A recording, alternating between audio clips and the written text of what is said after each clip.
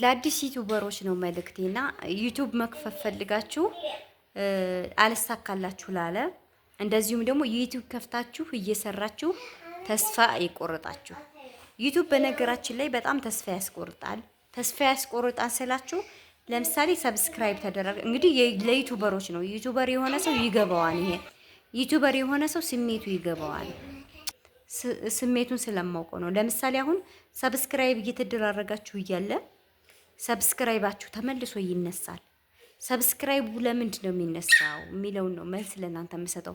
ብዙ ጊዜ ዩቲዩብ ከፍቼ ነበርና ሰብስክራይብ ተደራርጌ አድሬ ተመልሼ በበነገታው ዩቲዩብ ይነሳብኛል እና በቃ 100 ሞላው ብዬ አድሬ ስነሳ ያንን 100 በሙሉ ተነስቶ 50 ሆኖ አገኘዋለሁ። በምን ምክንያት ነው? በዚህ የተነሳ በቃ ተስፋ ቆርጬ ዩቲዩብ መስራት ሁሉ አስጠላኝ መስዬ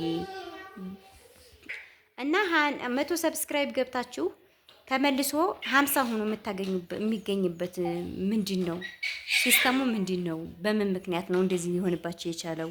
እንደዚሁም ደግሞ ተስፋ አትቁረጡ። ዩቲዩብ ስራው እንደዚህ ነው በቃ። ስለዚህ ትዕግስትን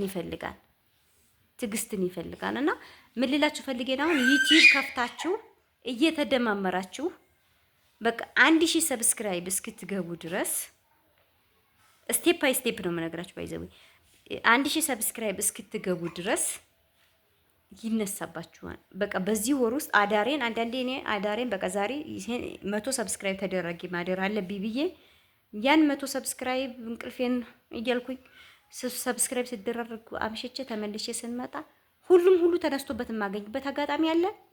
50 በ50 ግማሽ በግማሽ ተነስቶ የማገኝበት አጋጣሚ አለ። ግን ተስፋ ላለመቁረጥ ተስፋ ሳትቆርጡ መደማመር አለባችሁ። ሼር መደራረግ አለባችሁ። ሰብስክራይብ መደራረግ አለባችሁ። የሚነሳው ምክንያት ምንድነው? እኔ በጣም የተናድጄ ተስፋ ቆርጫለሁ ዩቲዩብ እና ለምን ይነሳብኛል? የሚነሳብኝስ ምክንያት ምን ሆኖ ነው ብለው ጠይቀውኛል። የሚነሳባችሁ ምክንያት ምን መሰላችሁ? አንደኛ ቪዲዮ በደንብ እስከ መጨረሻው እየታየ አትደማመሩ። ተግባባን? አንድ ዩቲዩበር ቢያንስ እስከ 5 ደቂቃ ወይም ደግሞ እስከ 3 ደቂቃ ቪዲዮ አይቶ ሰብስክራይብ ከተደረገ ታይቶ ሰብስክራይብ ከተደረገ ላይክ ከተደረገ አይነሳም። ነገር ግን ላይክ ሳያረጉ ዝም ብለው ግብት ብለው ገና የሆነ ኢሹውን እንደሰሙትኝ ሰብስክራይብ እና ላይክ አድርገው ኮሜንት አድርገው ከወጡ ላይኩም ይነሳል፣ ሰብስክራይቡም ይነሳል፣ ኢሚዲየትሊ ይጠፋል። ከዛ ውስጥ ግን ሁለት ጉዳት ከምትሆኑ ተደራራጊዎች ለምሳሌ እኔ አንድ ልጅ በቃ በ5 ደብል ፌክ አካውንት ይከፈታል። ባይዘው ያው እንግዲህ እስከ 10 እስከ 20 ፌክ አካውንት ይከፈታል። እኛ በምንደማመርበት ሰዓት አሁን ላይ ባላቅም እንዴት እየተደማመራችሁ እንዳለ ያን ፌክ አካውንት እየቀያየርን በምንደምራቸው ሰዓት ቢያንስ 3 ደቂቃ እያየኋት መደመር አለብኝ ለሷም እንዳይነሳባት። እሷም ደግሞ እኔ በሐቅ ነው የምደምርሽ እስከ 3 ደቂቃ እያየሽ እግዚአብሔርን ፈርተሽ ደምሪ ወይ አላህን ፈርተሽ ደምሪ፣ እኔም እያየሁ ነው የምደምርሽ እላታለሁ። ከዛ እንግዲህ እግዚአብሔር ነው የሚያየው ከኔና ከናንተ በእኔና በእናንተ መካከል ማንም እናንተ ማታዩኝ እኔ ማላይም ደቂቃውን 3 ደቂቃም እያየነ ከዛም በላይ ደግሞ ስራ ሲኖረን ያን አንድ ቪዲዮ የተላከልን ቪዲዮ እስከ መጨረሻው አይቶም ተመልሰን መተን ሰብስክራይብ የምናደርግበት አጋጣሚ አለ። ለምሳሌ ቪዲዮን ከፍተና ስራ እየሰራ መተን ኮሜንት እና ላይክ ሰብስክራይብ አድርገን ስንሄድ የዛማዳን ቤት ያው ኪችን ውስጥ እንሆናለን፣ ጽዳት ቦታ ምናምን ቪዲዮን ሁሉ የምንጨርስላቸው ሰዓት ሁሉ የምናስቆጥርላቸው አጋጣሚ አለ። ምን ልላችሁ ፈልጌ ነው በዚህ አጋጣሚ ስትደራረጉ ተማምናችሁ ነው ሰብስክራይብ መደራረግ። እንደዛ ካልሆነ ግን አጉል ድካም ነው። ተግባባን? ዝም ብላችሁ ግብት ብላችሁ ቶሎ ብላችሁ ሰብስክራይብ ላይክ ኮሜንት አድርጋችሁ ብትወጡ ይነሳል።